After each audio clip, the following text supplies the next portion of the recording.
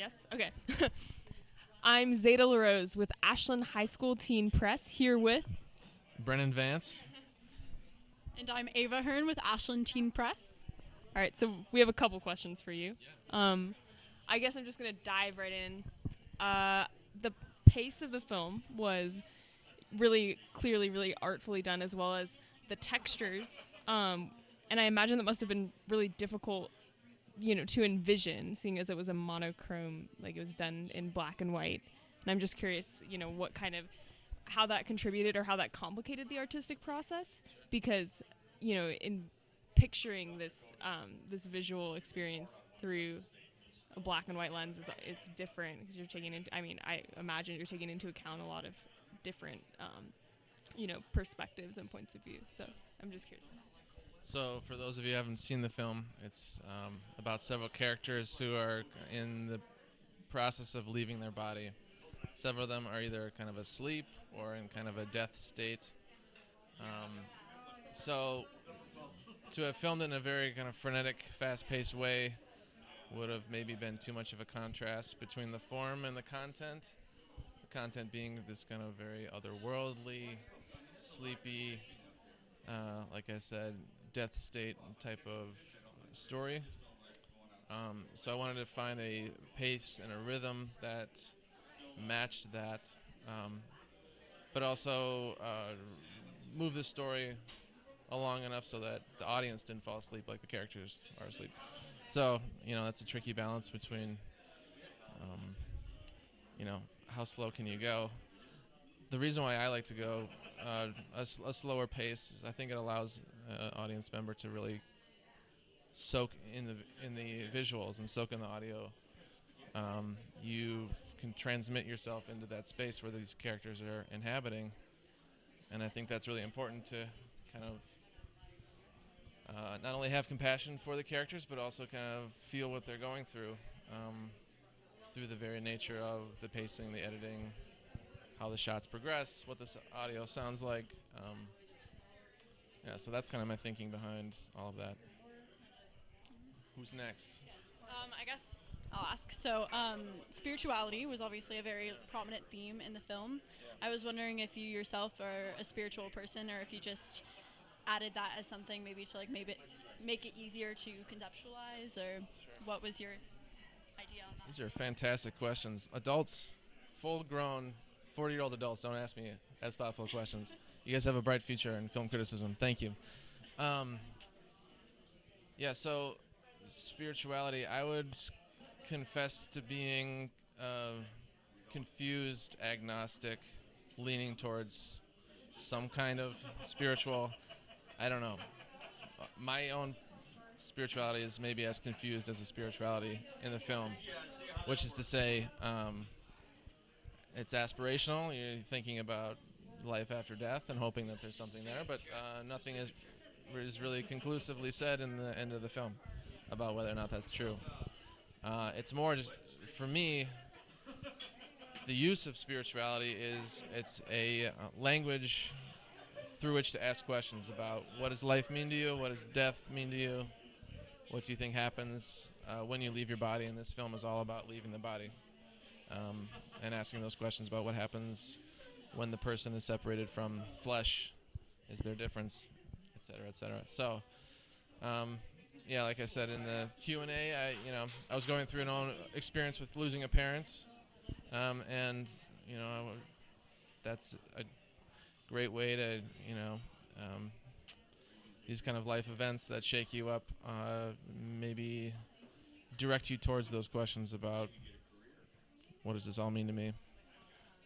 And this film is all of my confused, aspirational, painful, joyful thinking about that process called death,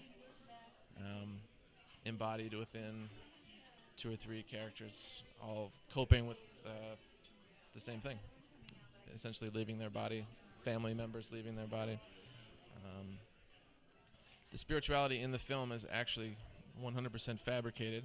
That's not to say none of it's true, but the religion itself is something that I completely made up for the purposes of this story. A lot of it is about the nature of light and the divine being experienced as light, as color, as something very elusive, like it said in the film. Light is both a molecule, you can tangibly measure it, but it's also a wave, which means you can't measure it at all. It's like it's there and it's not there. And so that's maybe some thinking I have about the divine, just kind of it's this elusive nature and something also very experiential. It's a dualistic thing. So I kind of invented this entire religion that's about that dualism as a way to talk about death from a theological perspective. Yeah. Kind of along that same strain, I noticed that a lot of the film was kind of, I mean, I guess the film itself, you're making concrete these very intangible and abstract ideas. And I guess I'm wondering, when you started along this process, did you have kind of a vision of where you were going and what kind of abstract ideas you were wanting to encapsulate in this piece of art that you've created? Or did you kind of like surprise yourself and discover it along the way and find that the film like shaped itself, Again, amazing questions. Thank you. So I think the film is kind of structured like a fairy tale, a very naturalistically told fairy tale. There's essentially an improbable plot at the center of it, which is this woman, Alma, suspects that her husband is using this esoteric art form of leaving his body called astral travel to visit the dead spirit of his ex-wife. So that right there, right off the bat, is like maybe tells the viewer that we're in this kind of alternate reality space. But the story itself is kind of dealt with a very naturalistic, subdued tone that maybe makes these ideas a little bit more tangible and immediate to the viewer. And I like that. I like that contrast between the highly improbable and the super practical, the super tangible. So what do like fairy tales do for us? What are like these super abstract?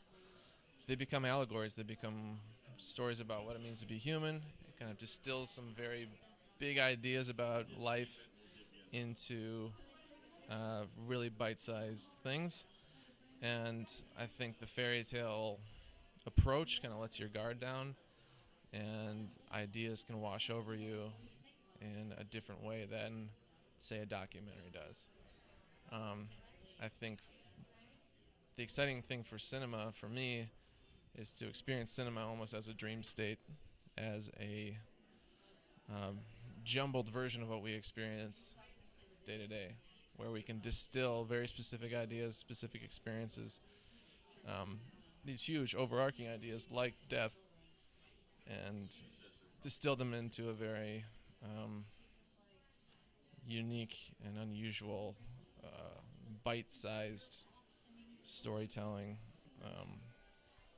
tidbit, like a little, it's like a little cheese curd, it's like you take this huge monstrous idea and you try to pull it. And so doing that in and of itself, filmmaking in itself, whether it's documentary or whatever, to me feels like fairy tales anyway. Filming a protest and then showing that on a gigantic 40-foot screen, edited,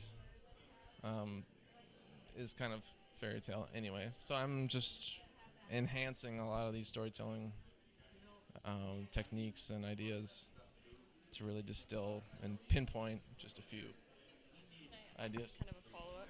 So I guess what I'm wondering is, did you go into this? Did you go into this thinking to yourself, like I'm gonna create this bite-sized allegory for death, and kind of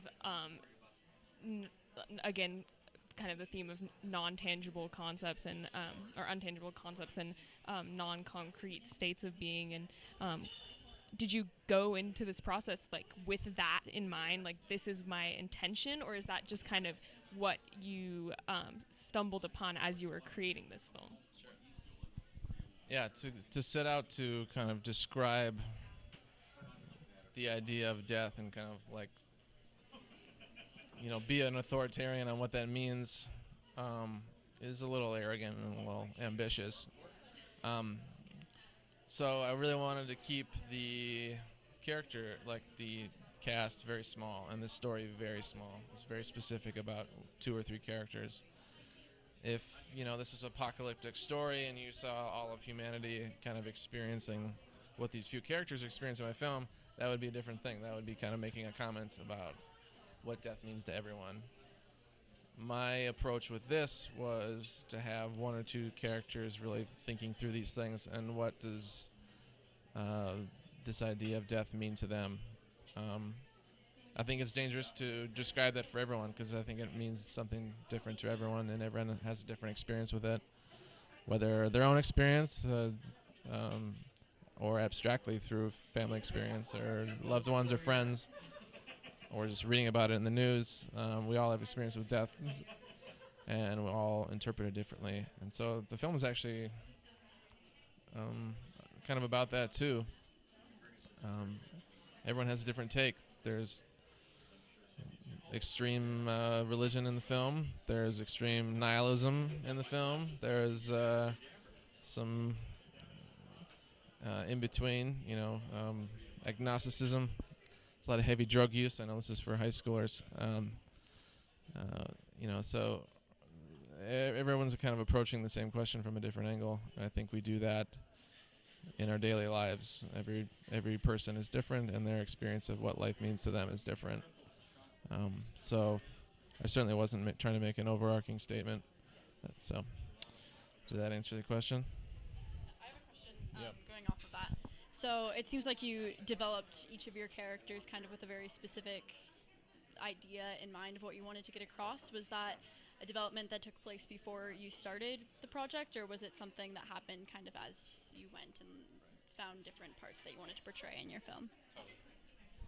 Yeah, so the main character, Alma, who is probably, it's never fully described, but she's probably experiencing the process of death herself. She's kind of like a ghost-like character the entire time where she's not quite sure why she can't really interact with anyone. She's also seeing her doppelganger or herself kind of disembodied, so she's having these interactions with herself. So her character maybe represents this in-between state between life and death.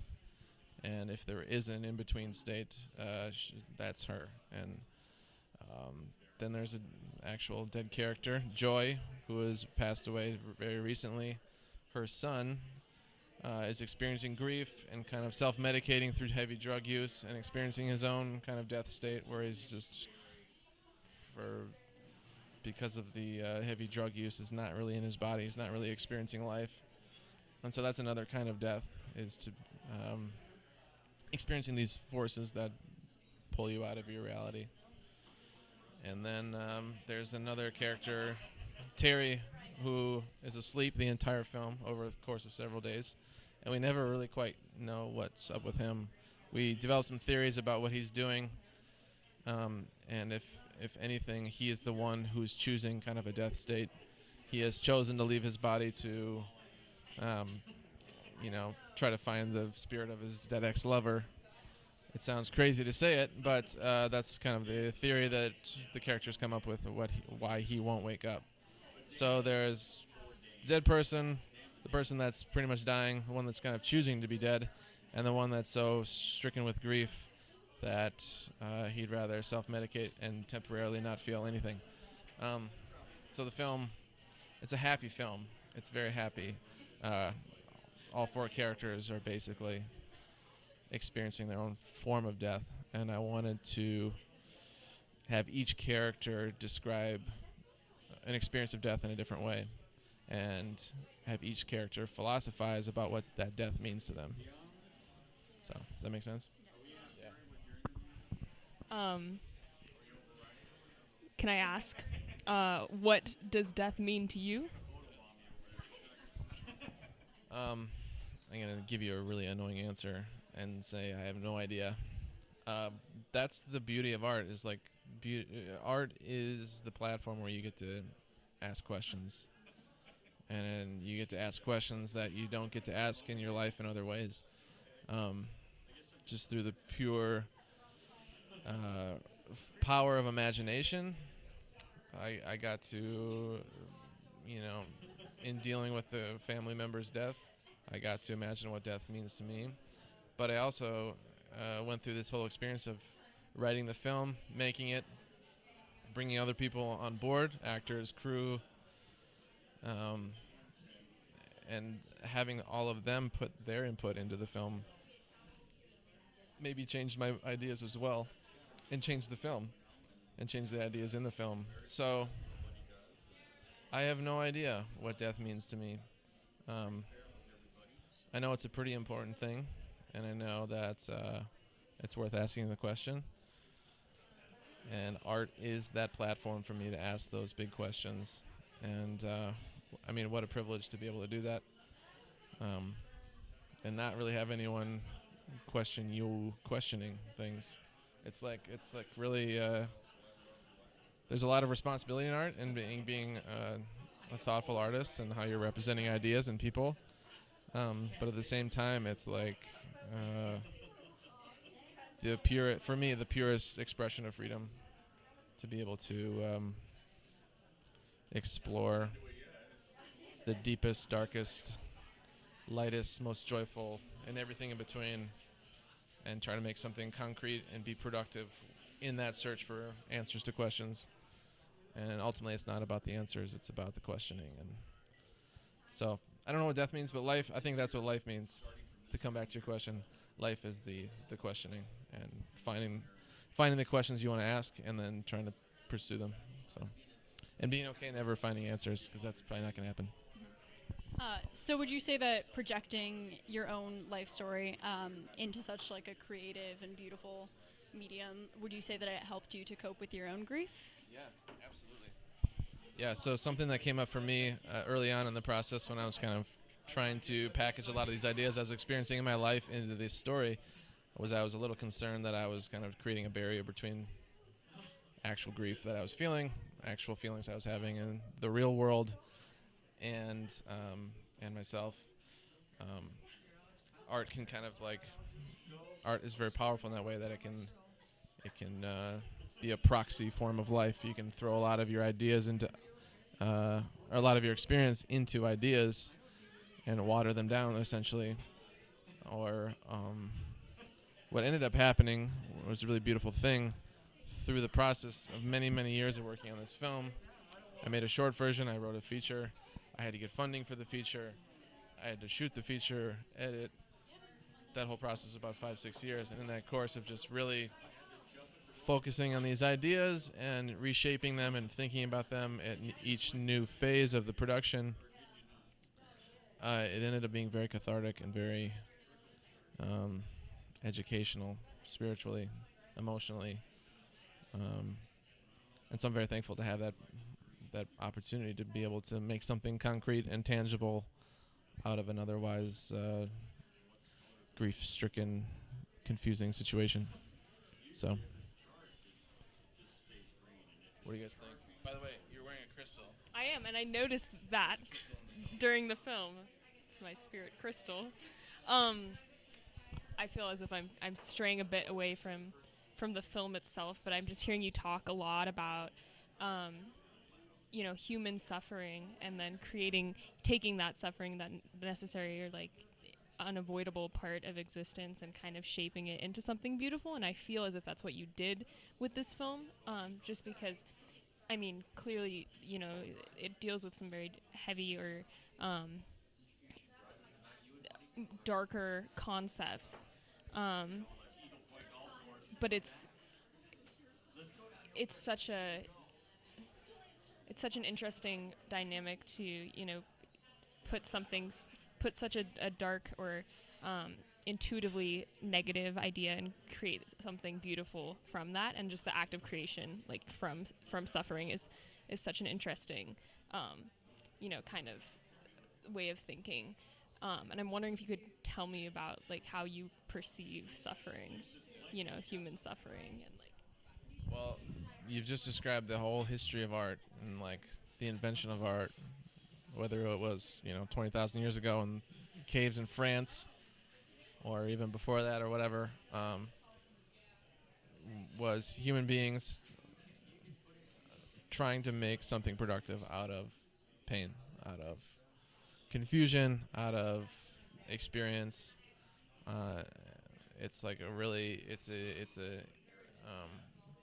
and whether you do it in art or other forms, it's a pretty innate human urge to try to turn the baffling points of suffering in our lives into something useful.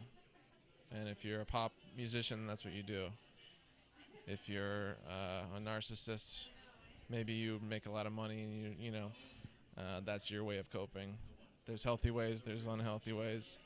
I think all of our kind of ideas we have about ourselves are formed out of this fear of not being able to control how our lives go, and that's how to control suffering, how we answer the big questions about what our lives mean and where we're going and who we are. I think that's all in a reaction to just this kind of innate thing that happens in life, which is you're born, you live, you suffer. Maybe a lot of good things happen too.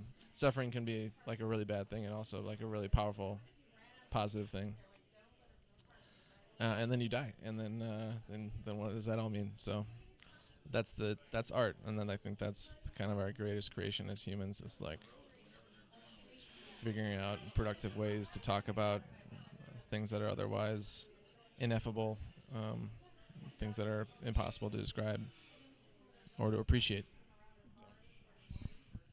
Did you have a follow-up? Well, no, you reminded me, I just recently read a quote. It's a Buddhist saying that no one can know what is a good thing and what is a bad thing.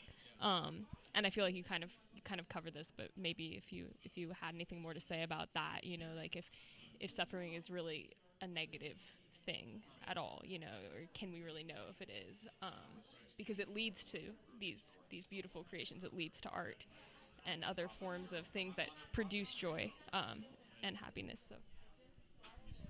I mean, I think about the question in the opposite form as well. What a world without suffering look like, and what would we do? It might be awesome. Just running through fields and like eating gumdrops all day, and I think we all strive for that, and that's something that is maybe all our birthright, is to live as a suffering-free life as possible. It's certainly what I hope for, and I now have a child, and that's what I hope for him and for my wife and for everyone I know. I don't want people to suffer, and no one should if they don't have to. That said, it's a fact of life, and we have to figure out healthy ways to process our suffering, to share in our suffering, to heal from it. And for me, art is one of those ways. It's probably the most powerful way for me. And I think those ideas are reflected in the film. A lot of these characters are trying to make, in healthy ways, good ways, bad ways, trying to make something happen with their suffering. So. So I was wondering about your directing style when you were working with the actors, because I was very impressed to find out that many of them didn't have very much acting experience going into it. And I mean, I thought they all did a beautiful job in portraying hopefully what you envisioned. So it's just, yeah. They were all very concerned. Yeah. So the film itself is populated with lots of actors that have no acting experience, except for one who has, probably 45 years of acting experience at this point. But they all kind of fit together interestingly. Their performances play off of one another. The experienced actor has a very refined role. She's a preacher, and she needs to stand up in front of a lot of people and present some rather large, sometimes outrageous ideas convincingly. So I needed an actor with some experience that could handle that. So I found Sally Wingert, who's a kind of a legendary theater actor in Minneapolis. Everyone else is basically untrained actors, and for the most part, the process as a director was just to get them as comfortable as possible, to let them feel as much like themselves as possible, and to try to help them actually not to act. The worst thing you can do when you don't know how to act is when you're trying to act. Your voice changes, you become very kind of stilted and uncomfortable, and you're all of a sudden like becoming a fake version of a person trying to act, and all of us, it becomes very obvious, the artifice. So it's acting is an art, being able to embody someone else that is not you is an art. So with the untrained actors, I tried to have them inhabit themselves and then say these lines as their character would say them, and so they're kind of like playing themselves, playing a character, and no one has to cry, no one has to have any kind of blowout or go on some kind of emotional rampage. It's all very subdued because of the story that I'm telling. Everyone's kind of in a sleepy death state anyway, so there's not a whole lot of high or low range of acting. So it's essentially a process of getting people to behave like themselves. So, any other questions? I have one more. Yes. What do you think is the most important lesson that you've learned from doing this film? Oh, that's a good one. Yeah. It has nothing to do with the film itself. It has to do with the process of making work. Because I kind of did this. It started as a very personal project, and then it kind of turned into like, oh, maybe I can build a career off of this. And then I think I'm back to square one, where I'm just really seeing it as a personal project. It's really like, trying out for the NBA, trying to be a professional filmmaker. It's like there's only so many spots, and the competition is so insanely tight. There's so much talent out there, so many eager, more talented, more thoughtful, more experienced filmmakers than myself, who are also struggling to pay the bills. So I think the thing I've learned the most through this process is that's not my number one goal in making art, is to have it be my livelihood. It's life-giving. It's, in a way, it's my living. It's what kind of holds me together as a person. But it's very confusing to try to marry this very beautiful, soulful, abstract thing that you want to express and translate into dollars. And I think we see a lot of kind of watered down art because of that. And so, at least for now, I don't want to try to mix those. I think I'm going to try to figure out a way to make the work that I really, really want to make, and not to compromise too much on that just because of financial realities. So if that means I never get to work with Brad Pitt, sorry, Brad. I think you're a great actor, but I can't pay you. Then so be it. So I got to figure out ways to make really compelling stories with less resources. But I mean, what a privilege to be able to do that. Like, that's insane to be able to